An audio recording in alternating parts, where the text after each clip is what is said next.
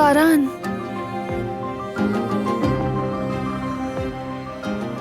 क्या हुआ है बताओ मुझे। अभी सवाल मत करो बिलाल, अभी वक्त नहीं है।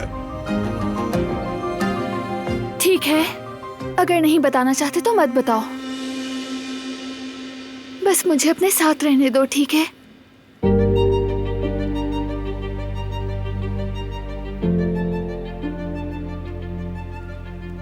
संभालो खुद को।